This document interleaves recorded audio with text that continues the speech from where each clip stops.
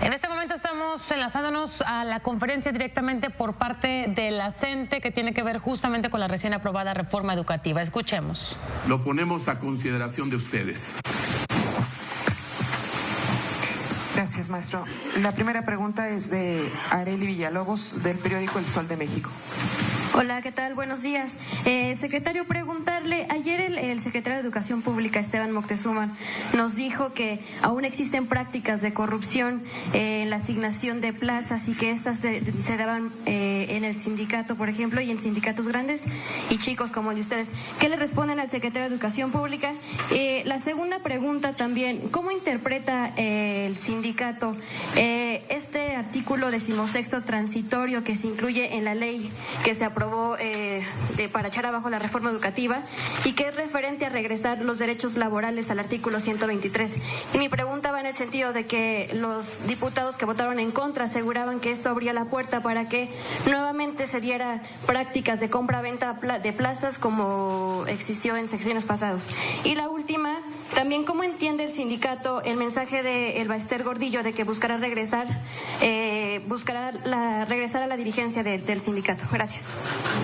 Arely, quiero decir a usted que este sindicato no es un sindicato pequeño, insisto, somos 1.600.000 trabajadores en activo, 1.650.000 y aproximadamente 800.000 compañeros jubilados y pensionados, lo que da un total de más de 2.400.000 trabajadores de la educación, y que desde el 2008 aceptamos que se dieran procesos de evaluación para la asignación de plazas, de tal forma que no sabemos en qué ámbito, no sabemos en qué sindicato se dé este tipo de prácticas, porque, insisto, desde entonces, del 2008 para acá, desde hace casi 11 años, estuvimos de acuerdo en que la asignación de las plazas se diera en esos términos. Por otro lado, el último punto que me pregunta es algo que quisiéramos no tocar en esta ocasión, porque para nosotros lo más importante es fijar la posición de la mayoría institucional del Sindicato Nacional de Trabajadores de la Educación con respecto al proyecto de decreto que se ha enviado ya a la Cámara de Senadores. La segunda pregunta respecto al artículo 16º transitorio, esa es la que le falta responder. Nosotros recibimos con beneplácito este acuerdo y también fue una de las propuestas que surgieron de los foros, que está inscrita en esas 70,000 propuestas, en el contexto de esas 70,000 propuestas. No podemos estar como trabajadores al servicio del Estado en orfandad jurídica, y nosotros desde nuestro origen pertenecemos al apartado B del artículo 123 y recibimos con beneplácito que haya sido dictaminado que sigamos en esta condición. Gracias, maestro. Jorge Muñoz, de TV Azteca. Gracias, buen día.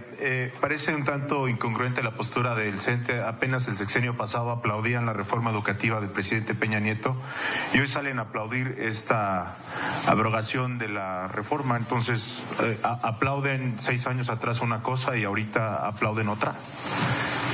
Decía que la característica fundamental de este sindicato es, primero, no somos sindicato de gobierno, es cierto, no se acepta que nos pronunciemos como sindicato de Estado, pero sí somos un sindicato institucional y apoyamos sin ser sindicato, como maestros, a José Vasconcelos en su campaña de alfabetización, o a Rafael Ramírez y Moisés Sáenz en la cruzada para llevar la educación a las zonas marginadas del país con la Escuela Rural Mexicana. Apoyamos las reformas que hicieron en su tiempo Luis Echeverría o López Portillo, o las reformas que hizo Miguel de la Madrid. Siempre hemos estado trabajando por la educación de México. No nos ha interesado el color, no nos ha interesado la afiliación ideológica del presidente de la República en turno. Eso no significa que seamos acomodaticios o convenencieros, no. Significa que defendemos nuestra causa e independientemente de cualquier contexto político, no la vamos a abandonar nunca. Nuestra causa es la educación pública. Nuestra causa es la formación de los niños y los jóvenes de México. Gracias, maestro. Mario Torres, de Televisa. Mario. Gracias, buenos días. Dame un segundo, por favor. Ahí está el micrófono.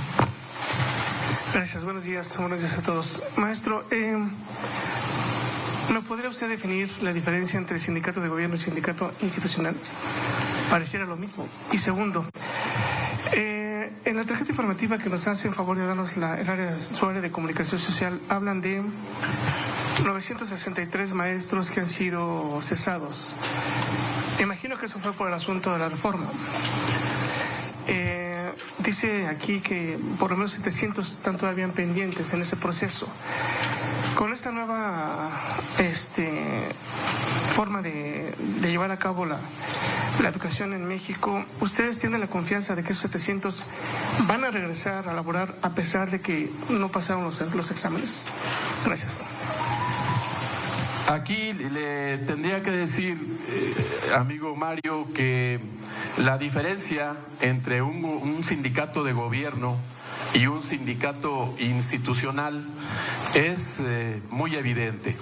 Un sindicato de gobierno significa ser un sindicato blanco, un sindicato que está a disposición de las directrices que en su momento emita algún nivel de gobierno, por ejemplo, las secciones sindicales en los estados, o nosotros con la propia Secretaría de Educación Pública o la Presidencia de la República.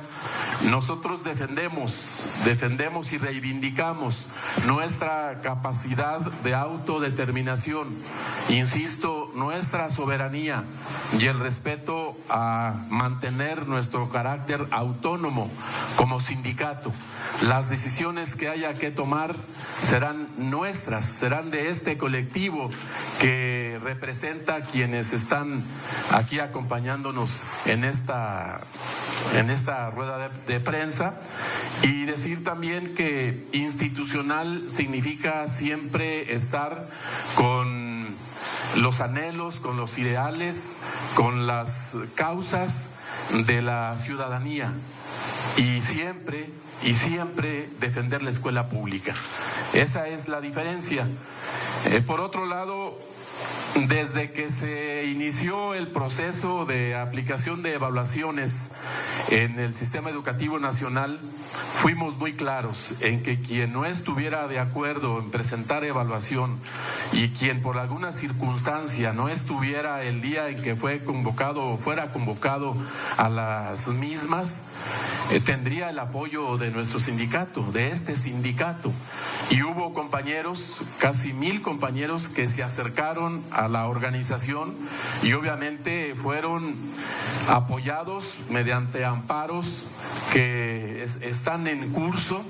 Afortunadamente, con la medida que se ha tomado de abrogar íntegramente la reforma 2012-2018, ya no tiene efectos y estamos esperando ya. Hubo, ¿qué le diré?, montones de expedientes que el Colegiado Nacional de Asuntos Jurídicos llevó al jurídico de la Secretaría de Educación Pública en un acuerdo que tuvimos con el señor secretario de Educación.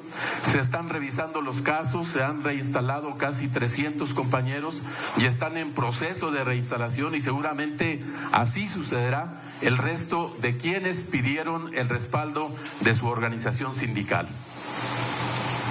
Laura Poy, de La Jornada. Buenos días, maestros. ¿Qué tal? ¿Cómo están? ¿Qué tal, Maestro Cepeda, pues un par de preguntas. Ustedes nos dicen que no solamente apoyan el dictamen, sino que se declaran aliados y el ejército intelectual del presidente y de su cuarta transformación. Me gustaría saber exactamente qué significa que sean el ejército intelectual o que se definan como el ejército intelectual, el alcance real de esto. El dictamen que recién fue aprobado en la Cámara de Diputados también tiene algunos aspectos que siguen siendo al menos polémicos para algunos sectores del magisterio. La famosa inclusión del tema laboral en el artículo 3 para el ingreso, el reconocimiento de los maestros. Si ustedes están totalmente de acuerdo en que eso permanezca en el 3 o dentro de su participación en las leyes secundarias, buscarán definir esto, porque algo que se logra con este dictamen, maestro, es volver, por ejemplo, creo entender, al tema escalafonario, que fue algo que también el sindicato estaba demandando, que se recuperara no solo la fuerza de la bilateralidad entre el gobierno y el sindicato, sino precisamente este mecanismo de escalafonario para cuestiones tan importantes para el magisterio. Y a mí me gustaría también saber si hay otro tema que ha sido interesante o muy importante para ustedes. El señor presidente también se ha declarado por los sindicatos, sí con autonomía, pero también con un voto universal, que sea la base la que decida uno por uno quiénes son sus dirigentes. En ese aspecto, ustedes también se declaran aliados y ejército del presidente para lograr esto. Y si es así, habrá una próxima reforma estatutaria para lograr que en el CENTE se elija a su secretario general por el voto universal de sus agremiados. Muchas gracias. Sí, en primer lugar, nos autodefinimos como ejército intelectual porque somos una estructura de trabajadores y, si me permiten, sin presunción, la mejor organizada del país. Y aquí en este sindicato el que menos estudios tiene es licenciatura. La mayoría de nuestros compañeros docentes tienen estudios de maestría y hay muchos compañeros ya con doctorados y con postdoctorados. Yo quisiera que hiciéramos un análisis de qué estructura de 1.650.000 tiene este nivel académico en el país. Por esa razón nos autodefinimos así. Por otro lado, esto del dictamen polémico, de volver al tema escalafonario, desde la participación en los foros previos, en los espacios públicos, en las audiencias públicas que dio la Cámara de Diputados, que dio la Cámara de Senadores, nosotros planteamos que para la promoción sí un proceso de revisión que tenga que ver con el análisis y el balance de los conocimientos que tenga un trabajador de la educación, pero hay otras cosas que deben reconocerse y que deben también ser tomadas en cuenta cuando se concursa para ser director de escuela o supervisor o jefe de sector, que es la experiencia, por ejemplo, que es Ahí las palabras de Alfonso Cepeda, justamente dirigente nacional del Sindicato Nacional de Trabajadores de la Educación, en torno, o fijando una postura sobre la recién aprobada reforma educativa.